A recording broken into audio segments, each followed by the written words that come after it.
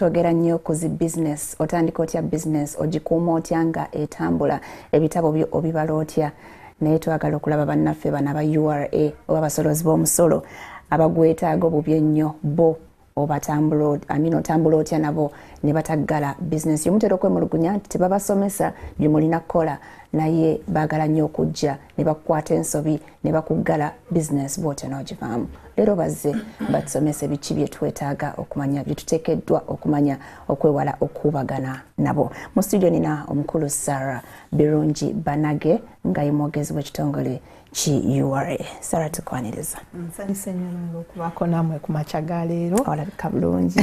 Naye si kyewuunya kuba mwe mutambuza ekintu. Kiveeyo wammwe kisente. Mwebale kusiima naye nsanyuse nnyo okubaako okufuna akadde kano okwogerako n'abantu baffe biki ebyetaaga biki ebigenda mu maaso ku ssaawa eno mu URA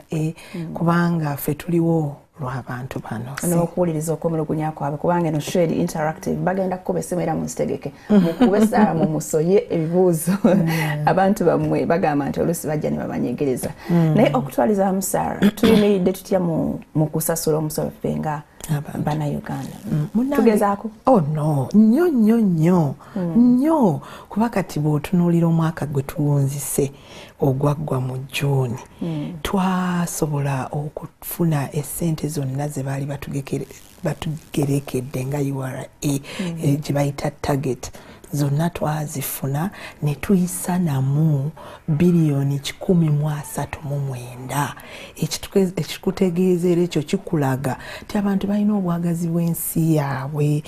tebaagala nsi yaabwe genda ng'esabiriza bambi teri kintu kizibu nga kusabiriza ng'oli ggwanga kubanga eyo gy'ozisaba oyinza ozaagaza oluguudo oyinza ozaagaza amasomero kyozisabye ne bagamba mbuziteeke wali bakuwa n'ensaasaanya yaazo kati abantu betubanyonyola nti bannange twesasulire emisolo gyaffe give munda nga tetugisabiriza abantu batusanyusa nnyo bawulira okukoola kwaffe ne basasula emisolo gyabwe ne tuyisa namu ffe ekyo twakitwalanga ekintu abantu abagamba twetongole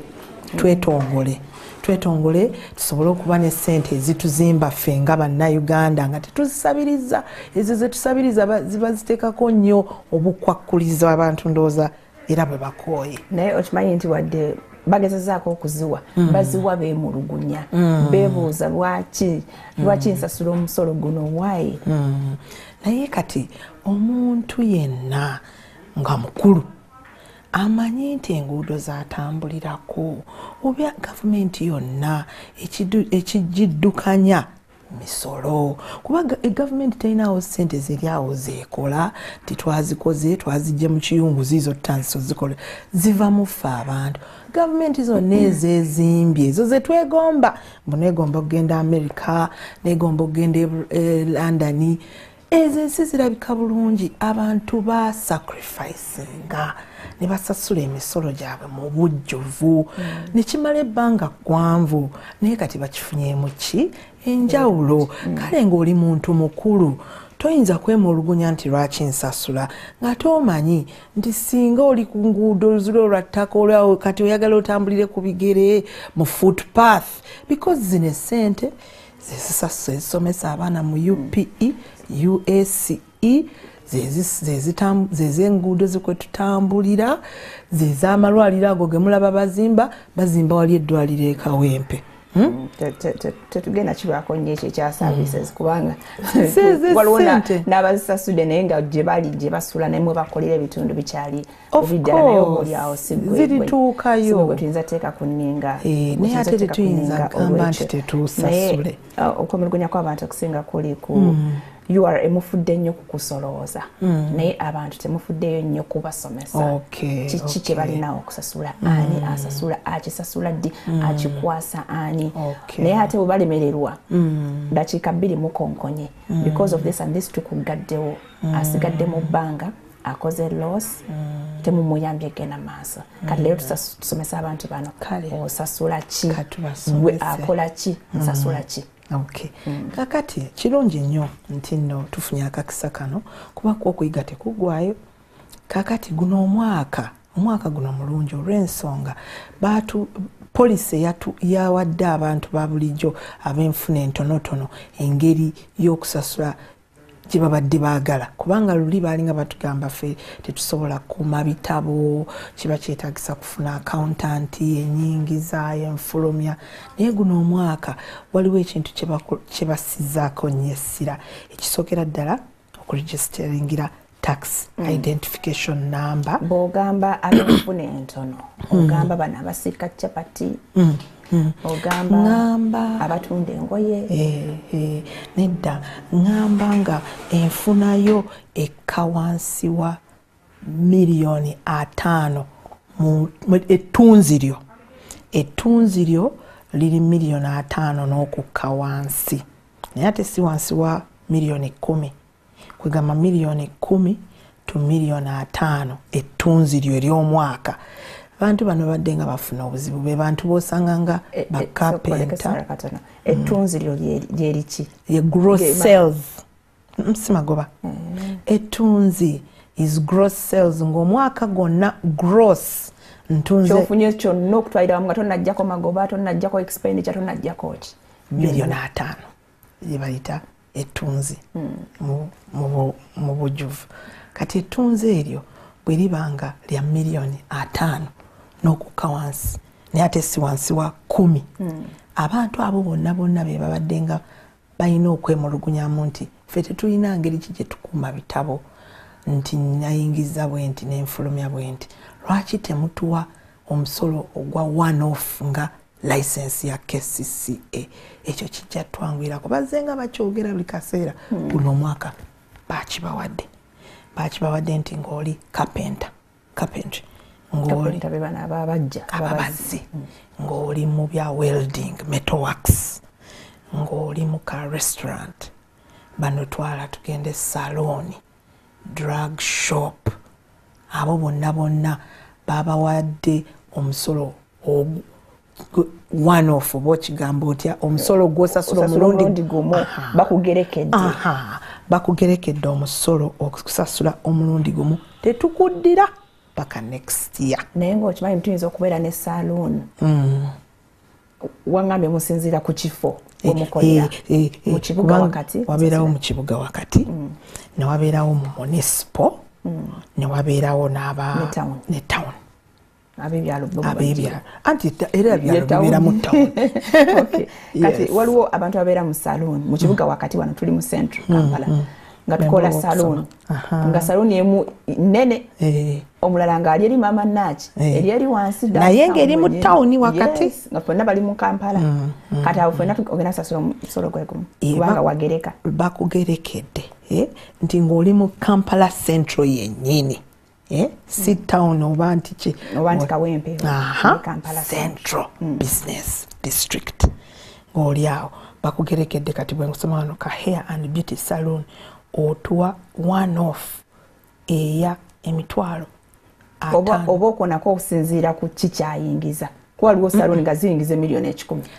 kakati bano be bantu era abagambye nti tebalina bwe bakuuma bitabo enyingiza mbo tebagimanyi bulungi n'enfulumya baba balina kwetaaga accountant nga bagamba mutugerekere ogumu bwe guti bwe tusasula omulundi ogumu ne tutakuddira omwaka gwonna so ne bamugerekera $55,000 ng'olina saluniyo mu Kampala wano osasula $55,000 any kind of salon yes saluni bagiyita nga oli mu Kampala mwennyine division zizino 5 zetumanyi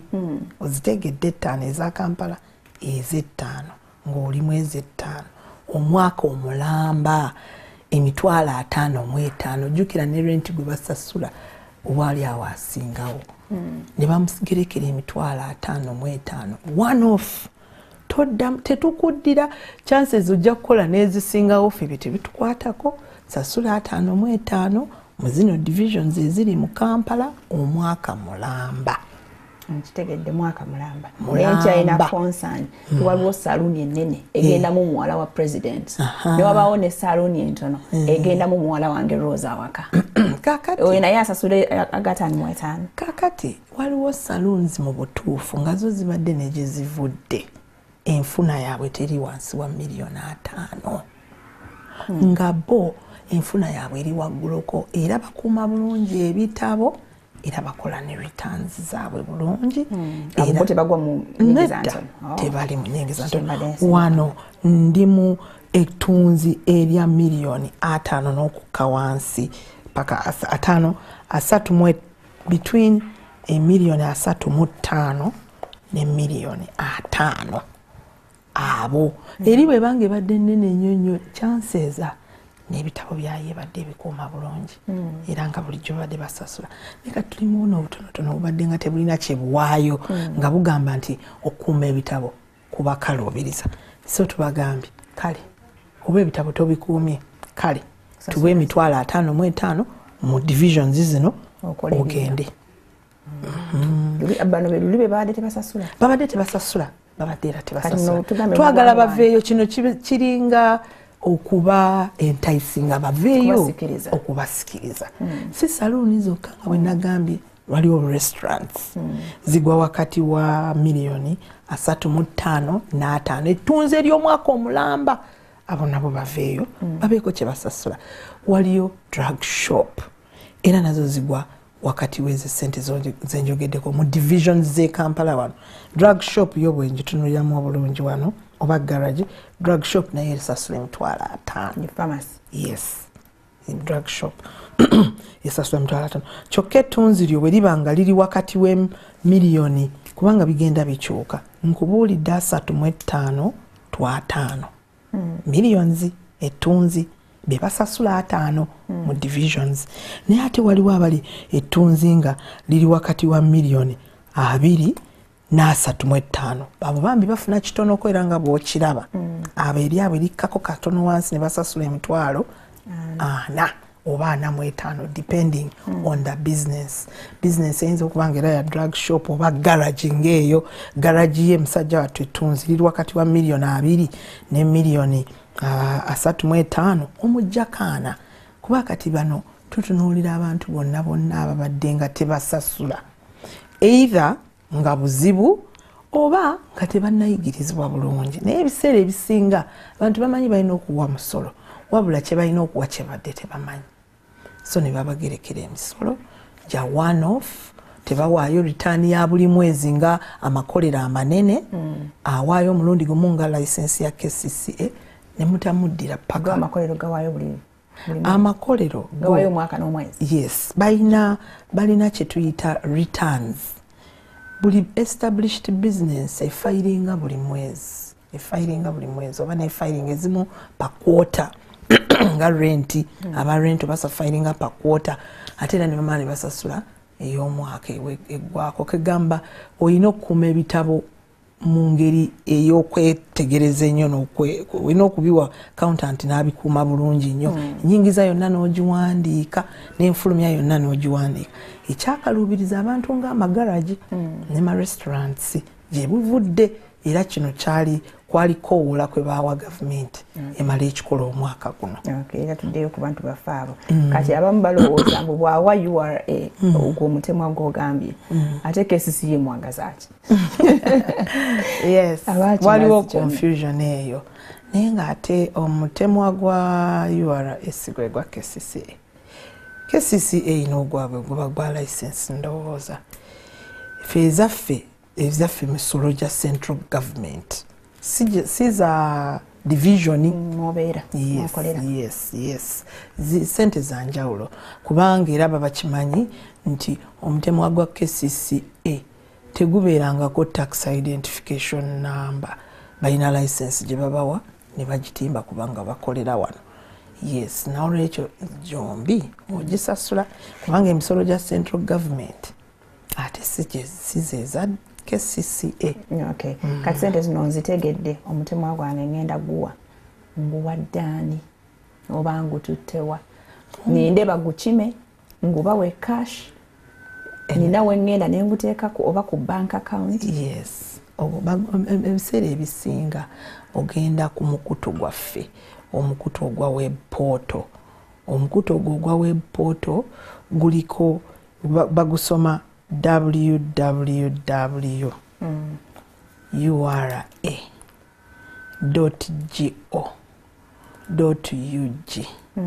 bw'ogenda ku mukutu ogwo naddala bano abantu baffe era ebiseera ebisinga tuguddewo ma ofiisi eyo wansi n'aponyeeyo wansi yonna kuyamba abantu kuba kumanyi waliwo obuzibuzibu awo naye wabeerawo kafoomu ko printing out n'ogenda n'osasula mu bbanka kafoomu ng'okajuzamu bulungi nti nze nyina saloni oba nti nze nyina kolero lya okukwenteeka n'ennyingiza yange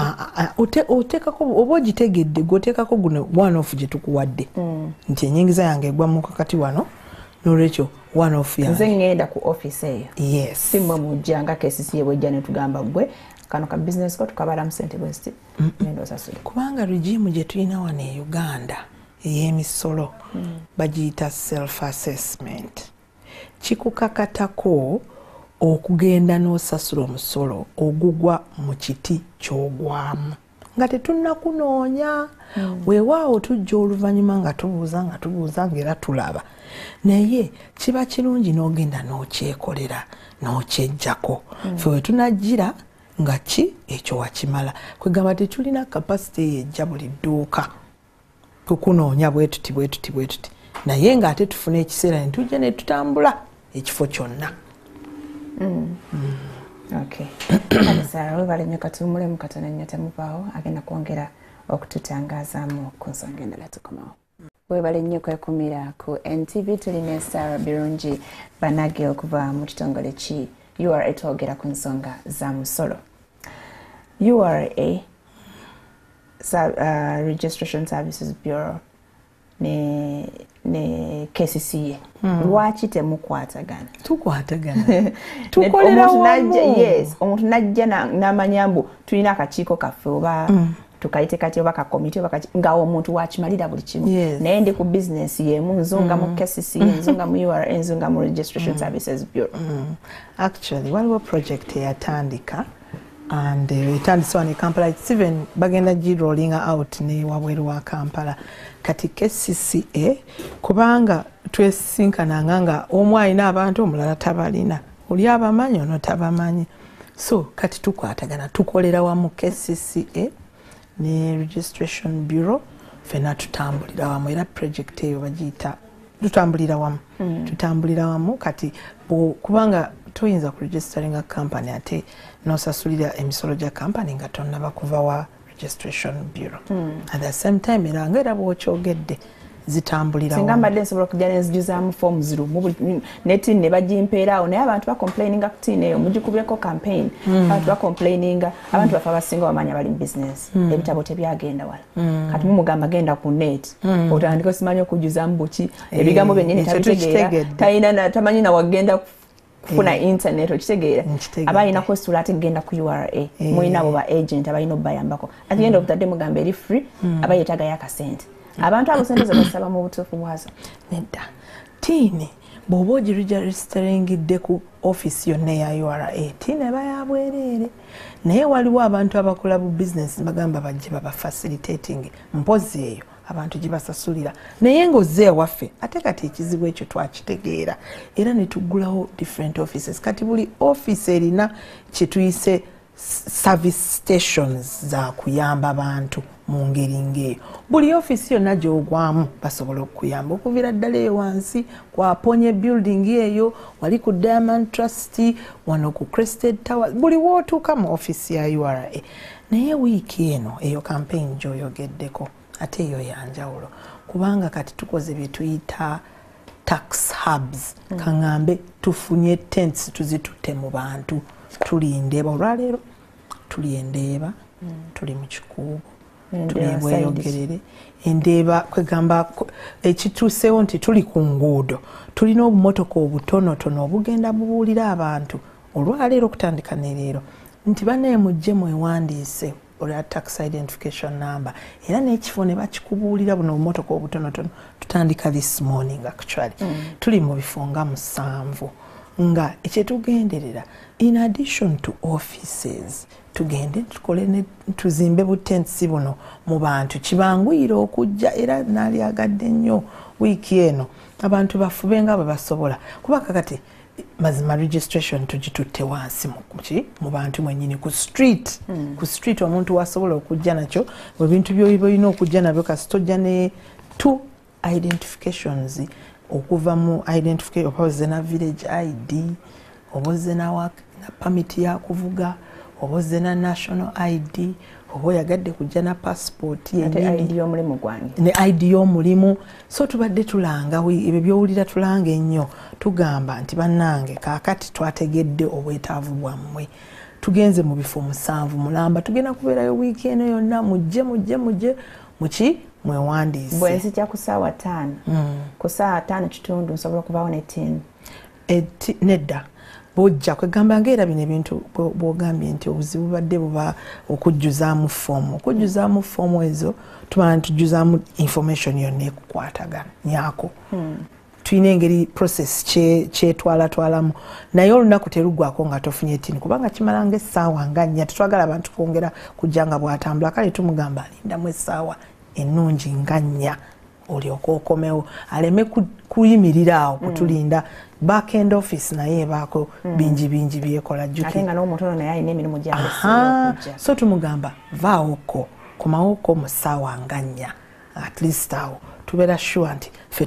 tuba tumaze okwesootinga sisasulayo wadde akasente n'ennusu okuregistaringira tiini kyabwereere Sara bwenzijja omwana n'ansabayo akasente waayo wana ebiri simanya tukwanguyize simanya muloopa wani ojja n'omwana n'akusaba essente kati nkuwa namba gy'oba olina okuloopako awo oyinza okukubira bw'oba tokubidde nze directly really which is not the case kuba eri namba yaffe eya 0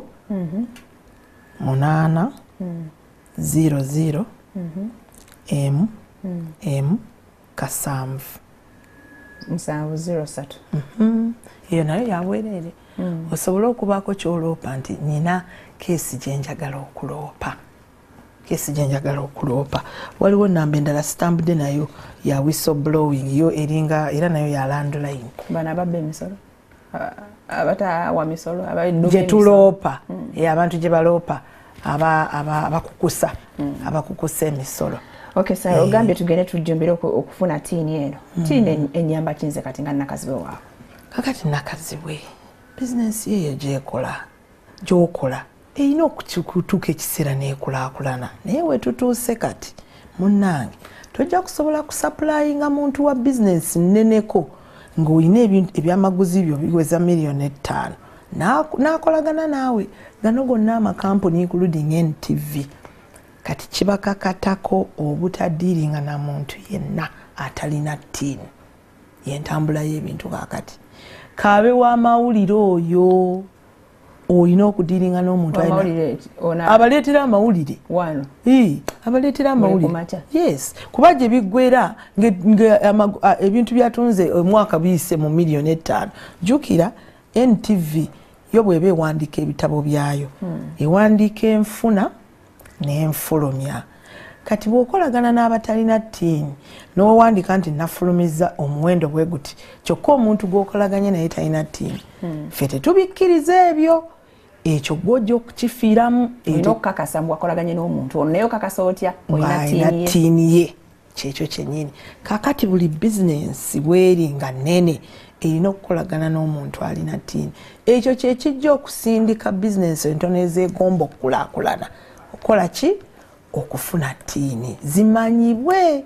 naye no munnange abantu abatalina tiini si be ba bizinesi bokka ekikwewunyisa nti olaba associations zino zonna mbu surveyors association ba accountants association ba engineers lawyers balina faamu mwe bakolera naye nga babadde tebalina tiini kati abo bo kibakakatako nnyo nabo ba professional okufuna tiini olwaki abo bo buli mwaka barenewinga license practicinga bagifuna buli mwaka naye kati wenjogerera guno omwaka tebajja ku renewinga license yo nga tolina tiini ate bata renewinga license oba onookolerawa so kati tiini kifuuse ekintu kyoyambala kulinga kussa oli professional olina okuba ne tiini tojja kubeera renewed license oli munnakolero business olina okuba ne tiini gwe ebyo byonna obitunzaani anaakukkiriza kwegamba tiini ye tiini olina okuba nayo so n'ekirala kikuyamba n'owa capati naye yeetaaga tiini nzajja atuma business yegenda collapsing essaawa yonna Bahati Muhammad yabuuziza naye tatandika business ng'egenda collapsing nsuubira nti oyo wa chapati ekiseera kijja kutuuka abeeko supplying wano kwenti ng'ate abasupplyinga overtime mu bungi ate si mmwe mwekka kale ku ssaawa eyo ajja kwetaaga ttiini naye kakati ng'atudde butuusi wali atunda buntu butonotono ate nze Farida waabwe asasula omusolo ogwapita mu kampani yange naye kansooke ndabe omwami ali kusaba hello wangisebo hello avuddeko nze omukozi akolera kampani ye ina ttiini yaayo kwesasulira nezanyi kweziyita naye kati ate nze nga nze nyiza okuva wano nga nina ki business kyenkye njagala okuba wali waponye neetaaga pine yange ku bwange weetaaga ttiini manyi weetaagira ddala ttiini gwe omukozi wa peeyi era abakozi mu bitongole first of all government yo yakivaamu dde ekyo tekyasasula abantu batalina ttiini so buli mukozi alina okwewandiisa afune ttiini ye peeyi yatambulira okwo kampani yenyambako nfune ttiini eno oba nze njifuna nenjiwaate kampani kaka okukola obwangu gyefunire kubanga si kintu kizibu ate nga osobola okukikola kyefunire ogiwe ki ogiwe kampani naye gye tuvudde nze kyendabye amakampani gataddewo enkola nti buli muntu aplayingire ttiini ye tetujja kusa nga gavumenti bwe yakola tetujja kukusasula nga tutuleetedde ttiini so oba tebannagamba ggwe kyekolere naye nga kampuni ezisinga kati zigamba abantu we are not going to pay sooka mutuwe ttiini zammwe emisaala gyammwe mwe gijja okuyitira kuba kati bw'otunulamu nze okunsikiriza okufuna ttiini kiyamba ggwe wa URA osobola okujja omusolo ku buli omu naye kati nga nze Farida waabo kinyambira wamunsalako kakasente kenina okusasula ku musolo gwenina okusasula nibugamba lwakuba Farida alina ttiini eno kyetugenda mukola ki tulina ebisikiriza bye tugenda omuwa oba tumukendeerezeeko so that nooli atagiina agamba waayi nina kyensubwa kakati enewe ttiini weyeetaagisibwa wangi oba Farida oyinza okuba nga ojja kugula ettaka at a certain point oba ojja kwagala weevugire ku kamotoka oba kwegamba ettiini ojja kufuna obuzibu ng'oguze ettaka tosobola ditransfer nga tolina ttiini ate nga kyekigendererwa kyoyo ensonga lwaki okola oyagala weezimbe ogule kamotoka ogule poloti ebyo byonna gy'ogenda ojja kuba weetaaga ttiini so kikuyambe ogifune kati ng'okyali wano osasula peeyiyo ebeere ng'ereflectinga nti noono abadde nga asasula nga peeyi era tetujja nakwebuuza nnyo sente ze gy'azijja kubanga tuziraba afuna omusolo afuna omusaala era ne peeyi ne bajjako omusolo gwa peeyi era yebadde enkulaakulana ye kakati omuntu ng'ono bw'aba atuuse ekiseera ekigula ploti really teweewuunya nnyo kutandika mubuuza nti essente azijjeewa kubanga jjukira ne bw'oba ogula ebintu ebisinga certain amount ne banka yennyini ekubuuza nti nno zino ozijjeewa n'olwekyo oyo ttiini y'oku peeyi etandika okuyamba erage nga toli wavunaanyizibwa olina omusolo gw'osasula kale bw'olituusa ekiseera ekigula akamotukako oba ekigula poloti y'ettaka kijja kuba kikwanguyira mbaako ne byenjagala okukola ku URA oba asasula akamotoka kange mugenda bugenzi just click Farida ne munyamba kale sebo hello nakazi webali kuweereza kale sebo naye webali webali kuleeta mukyalo kakati ekyembadde mbuuza mwogedde ku bifo leero muli ndeeba kakati eneginya mugenda kujja ddi kuba naffe twagala ofuna ttiini namba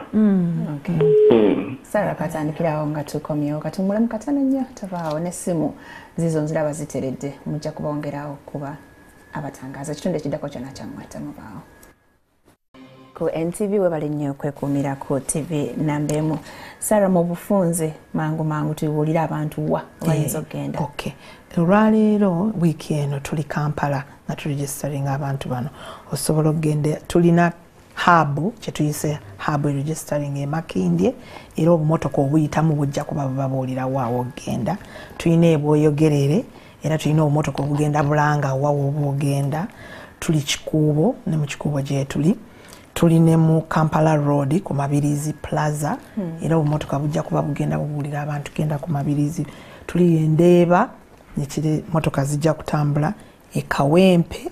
ne Mukono municipality. Kati tulina emmotoka eziva ezo gundi wezine zigenda mu byalo nga zikubulira ddala wawo woba ogenda okuregisteringa. Last week twabadde e Masaka twavuddeyo, abatafunye mukisa ne tugenda ne Mbarara twavuddeyo. Kale abatafunye mukisa ate tulidda naye mu kabangirizi kano ngezo hubs zivuddeyo osobola okugenda mu offices zaffe zennyini era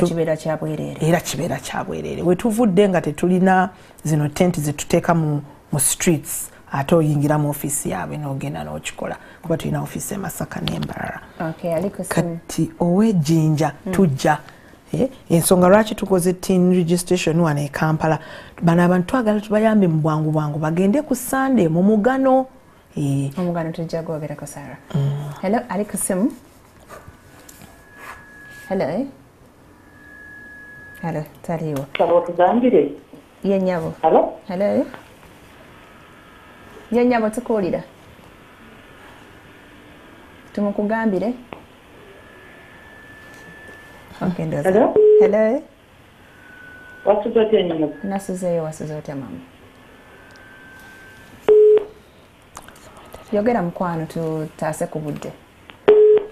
Okay, Sarah, twogereko ku bantu bemuggalawo amaduuka ge muzinde yo wansi ne mubaggala company ma factory biki namugamba babipa n'omusolo. Yes.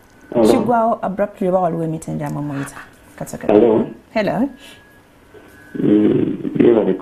Kale sebo nawe gyebaleko.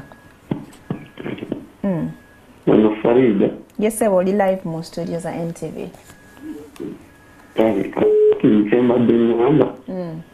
nebale kuteekera mukyalo yamanya Kiza Fred Bembende. Yes, Kiza.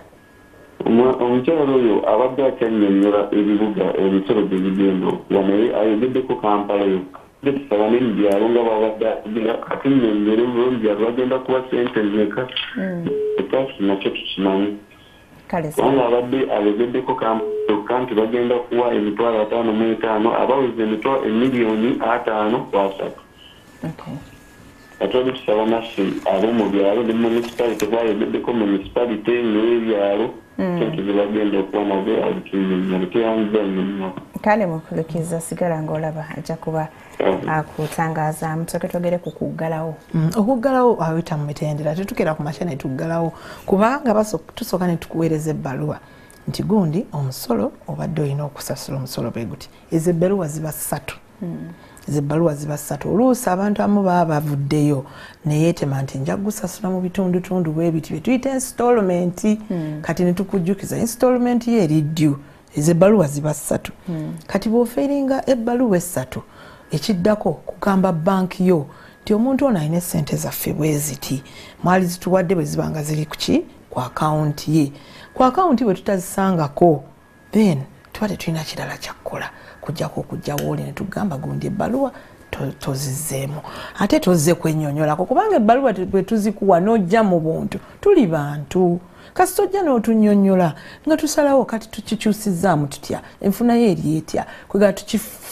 tukitegeke nga bw'ofuna kuba ffe bw'oggalawo tekituyamba kuba tetugufuna era tuba twagala osigale mu bizinesi twongere naffe ogusolooza. Ate bw'abagamba nti ebintu tebitambula bulungi temusobola mumusonyiwa mukko naye n'atambula omulekana kale tomusonyiira ddala kubanga omusolo gwo bangi eri gavumenti. Jjukira tuba twogera gye bivudde nga tagusasudde bibadde bitambula kati biganye ate agaanira ddala naye nga ne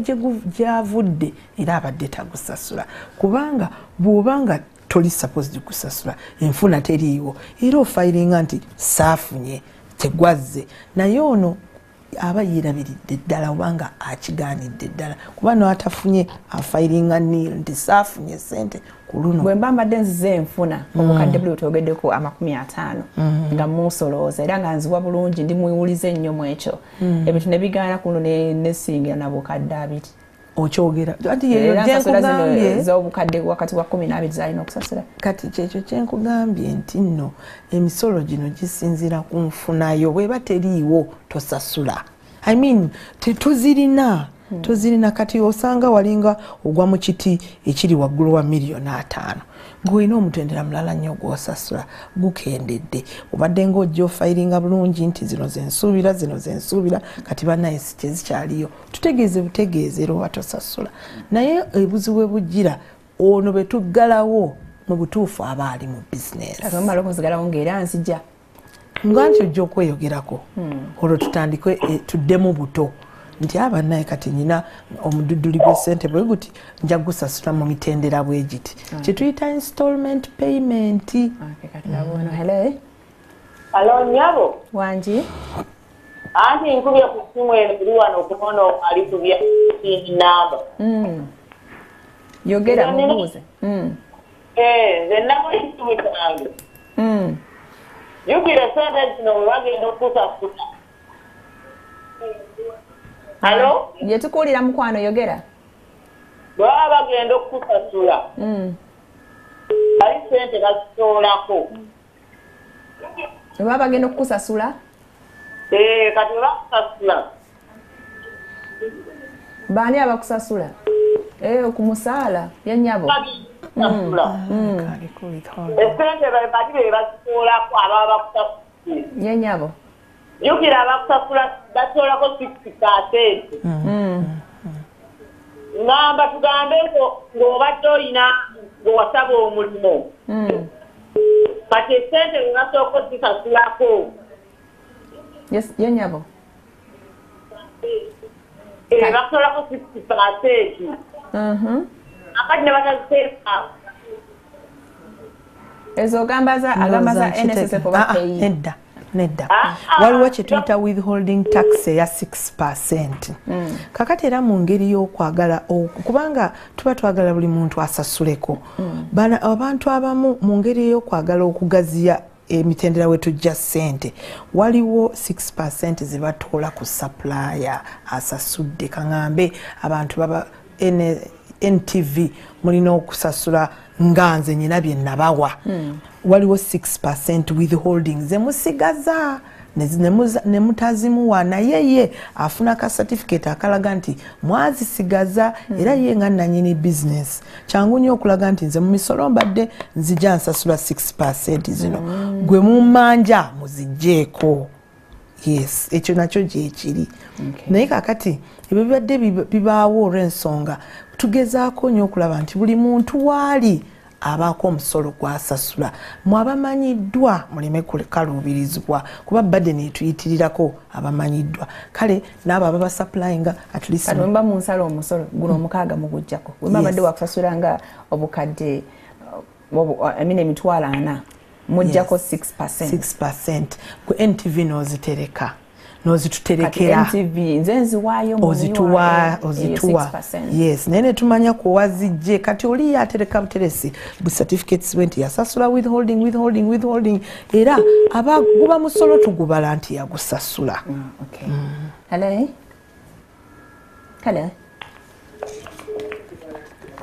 Hello Sarida wasizotya mukwana. Nasize wasizotya mukwana. Nsaba kunyamba omukyalo oyo ndowooza awulira nyambeko. Bwe tuba tusaba mobile money batusaba ku registeringa companies era ne batusaba VAT registration certificate numbers. Aba MTN batugamba ku commission gwe batusasula batuggyako omusolo ogwa URA. Kati duli bampereza email aba URA nga bangamba bamanja $14,000,000 ekyo kyo kyavaawa era nyambibwa ntya. Kuba kianyinganga ko wadde $1,000,000 mu commission gwenfuna kati ate nsasula ntya $14,000,000. Ekyo kyangu nnyo nnyabo jangu ku ofisi yaffe oba oli mu kitundu ki sikitegedde naye wakolera agende ku ofisi ya URA emuliranye just to explain yinza okuba nga ebadde ensobi yinza okuba nga ebadde ensobi naye bw'anajja mu buntu ku ofisi emuliranye wakolera kijja kuba sorted naye tetuyinza kimalira wano ku TV. Si kizibu waliwo wano Nana Malayika agamba naffe abalina bu boutique obutono mu byalo nga Wakiso kyetaagisa okulaba URA oba kyetusasula ku town council kimala. Hello. Wanji mama. Nsanyusa kuwuliza nnyo Farida. Kale mukwano naffe bwe tutya. Okay, kakati nze mbadde mbuuza nga ngamba nti tini namba tegeeza yena tini namba gy'ofuna ng'ofunye emmotoka oba gyerize naga tini namba. Yemu. Yenyabo. Ogifuna ekola ku byonna. Bw'oba ofunye tini namba ey'emmotoka tolina kufuna tini namba eno endala gye bagamba. Yemu. Bubanga yes namba eriemu bubanga waleetako ku mmotoka already ogirina. Tugamba abantu abataleetanga yes ogirina eriemu. Okay, eyo yekola ku byonna. Mbuuza kati ate kikola kitya n'ogamba eyo kirina n'okusasulira tawo kiyingirawo kitya. Tetukuwulidde bulungi awo kaddemu. Mbuuza nti kikola kitya ate okugamba nti eno tini namba gye bajja okunsasulira. Okay. I think kwegamba yafuna tin number nga ogwasokera ddala yali aleeta emmotoka kati business bwegenda nga lweyagifuna ayinza okwagala okutandika business oba azimbye obuyumba bwe butandisa okuyingiza rento addayo buzi mu URA ku mukutu gwaffe bw'aba asobola oba gye tumuyambe tuyingizeemu omusolo omulala gwajja okusasula enyingiza empya mutukiza bupya tinye kintekyukako waliwo ka point enyingiza empya ogyongerako bwongeza kuba kati eyo tini gyalina only motoka ye yayingirirako naye kati afune rentals for instance ayagala kutandika kusasula ataddewo ka business. Yes oddayo buzi n'ogyongerako buli nyingiza empya gy'oba otandise. Nana wana alina kyabuuza kyenkusomedde luli abalina bu boutique obutono mu byalo nga Wakiso kyetaagisa okulaba URA kyoli mwami oli yeetaagisibwa ddala kubanga bannange emisolo gya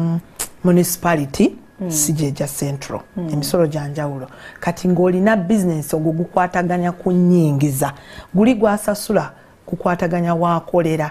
ennyingiza ndala nnyo era bayeetaaga okukwatagana ne URA era naye n'afuna tin number oba n'atunuulira eggereko lino lye baamuwadde n'atandika okusasula. Kati oli abadde abuuza ogambye mu Central Kampala basasula emitwalo nga 5 wakati wa 5 gye tugenda tweyongerayo eyo waggulu eyo mu municipality ne mu towns gigenda gikka kati nga saloon eyo yabadde ku 5 etandika okusasula 45 ate gye tweyongerera ddala okusinziira enfuna ye ekkira ddala oluusi n'etuuka n'emitwalo 35 okusinziira ku nnyingiza kwegamba nga bw'obitunulamu ennyo range eva between mitwalo 5 na 35 okusinziira waakolera n'enfuna ye. Shamira Kantengwa agamba bw'oba otandika business otandikirawo okuwa omusolo oba olina ebbanga lye bakuwa n'okola oluvannyuma n'osasula. Bw'oba otandika business sooka opulaningira omusolo bulungi nnyo era ofune ne tax identification number kubanga kakati enfuna yo totandikira mu high enfuna ye jagenda eyambuka lwerituuka level webale nnyo awo lwolitandika okugusasula. Yes kubanga omuntu yenna ali wansi w'obukadde 10 tetumutunulamu ate ajja kujja ayambuka naye bw'alituuka ebukadde 10 ettunzi ery'omwaka awo wajja okutandika okusasula. Naye abantu bano mubaddizaayo ddi kuba kati wano waliwo betugambira bo tembajjako musolo naye mujja kwetaaga okubajjako biki bye mubakolera incentives eze mubawa ebibasikiriza nabo bakulaakulane abatono bayingire mu bracket esasula omusolo bana babusente obutono ab'obusente obutono nga bwe tugambye kino ekyomugamba nti sasula emitwalo 5 omwaka omulamba lwakuba tumanyi akyakulaakulana kubajjukira zajja okukola zijja kusingawo naye ng'omuwadde eyo one off asobole okukulaakulana atuuke mu bali abanene abawaayo return buli myezi 3 buli mwaka buli mwezi. So olw'okuba nga tetumufuŋŋana kutandika kumugamba sasula buli mwezi juzaamu return ebyo byonna biriwo kumukkiriza ng'omwana ayavula akulaakulane. Kati nga bwe nkugambye bali be tutatunula namu really aba alina okusooka okuvaawo awo asobole okukulaakulana tuli mutunulamu ng'atuuse ki afuuse mukulu ng'akuze ebyo byebintu ebimu byo desire naye ng'ate omuntu era bw'atandika business osooka aba ayagala omusooka omukkiriza ayavule ekyo tukikkiriza katuweddeko tunaida kikange mutwogere ku mugano guno oba oliawo yemu ku ngeri gye mugenda yes kubanga ku mugano gwe nyini tulina registration points nga 50 awo enamboole ku Sunday kale leero mu Kampala muno bw'onooba ofeirinze okuregistaringa mu zino ennaku jangu ku Sunday enamboole kubanga era nayo tuba tusobola okuregistaringirayo naye ng'ekikulu kya byonna guno omugano byeyengeri emu gye tuddiza abantu baffe tutaddeyo abayimbi bangi nnyo ebirabo bingi nnyo kwegamba mujje tusanyukire wamu yengeri gye tusanyuka omwaka kye tuyita appreciation kati nze bwe ngenda mugenda kukwata emmotoka ebirabo bingi ebirabo bitubadde tulanga kuwangula emmotoka neetaaga ki kakati sooka oyingire tusanyuke ffenna waliyo draw okoze ka draw waliyo raffle waliyo n'obubuuzo obutonotono omuntu niyawe empandika nenyingira draw right bwe tulage bulage tiini oyingire ezo era nnamba ezo zennyini ze zijja okubeera mu draw abalina tiini bokka be bagenda okubeera enamboole yes tiini yo gyensonga lwaki tukola omukutu guno ogw'amaanyi ennyo ebifo 7 byenkugambye tuli mu registeringa emmotoka zigenda ziyita abantu mujje mu ofiisi mujje mu tenti mujje mu registeringe banne mujje tusanyuke ffenna enamboole kubanga tiini yo ye tiketi ejja okuyingiza luyale kyabwereere okujjako ng'olina tiini oyingira buyingizi netusanyuka ffenna tulina bayimba bakugonya bana bulijjo amanyi ag'omanyi bikulu kamiliyoni bonna nga bw'obamanyi gye bali ate era tiini sijja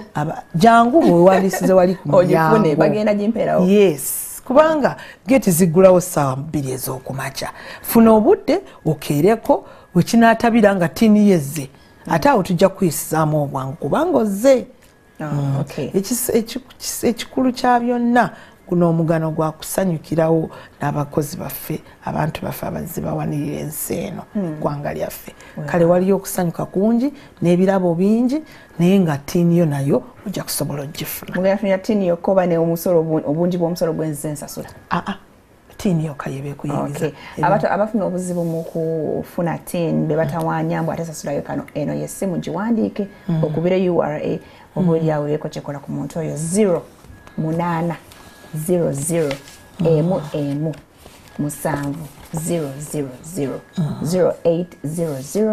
117003 si yakusasulira kuba weemulugunye ku kintu kyonna mwebale nnyo tuddemu nate enkya mbali ne Sarah Birungi Banage nga yayogerera ekitongole ki URA beegweko oba mwegweko enamboole babaye tubagala nnyo